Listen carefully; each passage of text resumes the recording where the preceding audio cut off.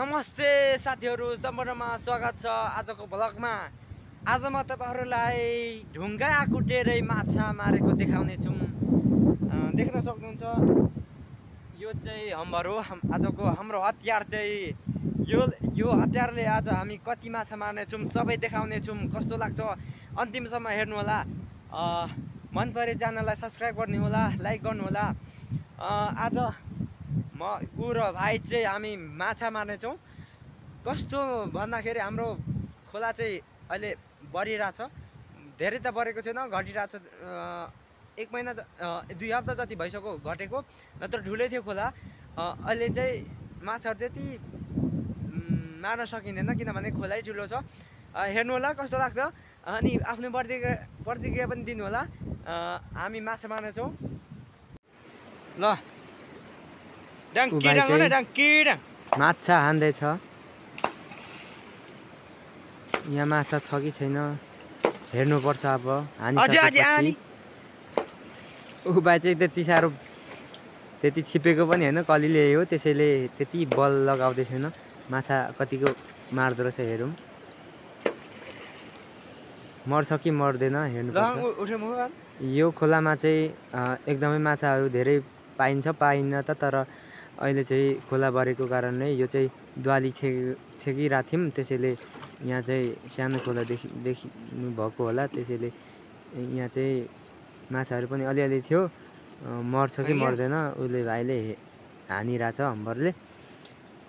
यसपछि हामी हम्बर हानिसकेपछि दुवाली पनि छेक्नेछौँ। दुवालीमा सिद्रे माछाहरू धेरै पाइन्छ। दुवाली छेकेपछि सिद्रे अनि कलेहरू पनि पाइन्छ। अनि त्यसमा चाहिँ के हाल्नुपर्छ भने तितेपाती अनि अरू टिम्बुरहरू हालेर तिनीहरूलाई मार्नुपर्छ। यो भाइले चाहिँ यहाँ मारेन, अर्को ढुङ्गामा हान्दैछ। त्यहाँ चाहिँ पक्कै हुनुपर्छ। त्यहाँ चाहिँ मैले देखिरहेको थिएँ। मैले भिडियो बनाइरहेको छु, नत्र म हान्ने थिएँ। ऊ भाइले अलिक सक्दै छैन हान्नु। यहाँ चाहिँ माछा निकाल्ने धेरै सम्भावना छ। उसले चाहिँ छामिरहेछ। निकाल्छ कि निकाल्दैन हेर्नुपर्छ। पक्कै पनि छ रहेछ। एउटा माछा निकाल्यो ढुङ्गा कुटेर।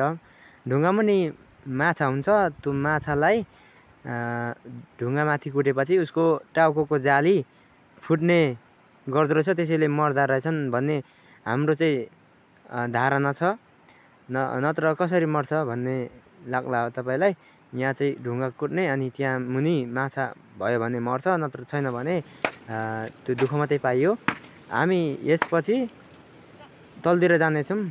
यहाँ चाहिँ उसले भेट्न सकेन, गल्ती गर्दैछ। यो भाइ चाहिँ एकदमै काममा पनि खट्नेछ अनि जेमा पनि पर्फेक्ट। यहाँ चाहिँ हामी द्वाली छेकिसकेका छौँ। द्वाली छेकेर यहाँ माछाहरू देखिसकेपछि तितेपाती लिएर, टिम्बुर चाहिँ अहिले सिजन गइसकेछ। अनि तितेपातीले टक्क यहाँ तल माछाहरू छ, तितेपातीले मार्ने अब गर्नेछौँ। यो तितेपातीले चाहिँ एकदमै माछाहरू मर्ने गर्छ। धेरै जसोले माछा मार्नेहरूले तितेपातीकै प्रयोग गर्छ। हामी दुईजना भएकै कारणले गर्दा अलिक छिटो काम गर्नु भएको छैन। मैले यसरी भिडियो बनाउँदा ऊ भाइ चाहिँ एक्लै भएको कारणले अलिक ढिलो हुँदैछ, नत्र हामी दुईजना छिटो गर्नेछौँ। हामी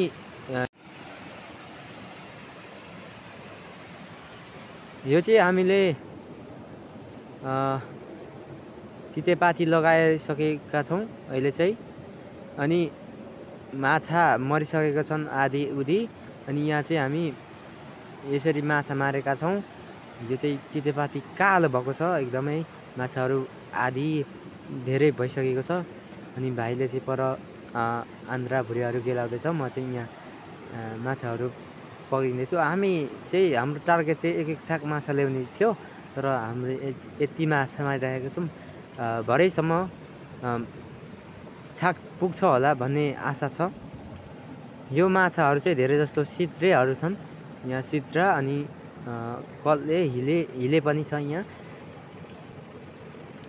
यो माछा चाहिँ हाम्रो लगेर धेरै भयो भने दुईजनालाई बार्ने अनि एक छाक लगेर घर जाने। अनि त्यति पुगेन अनि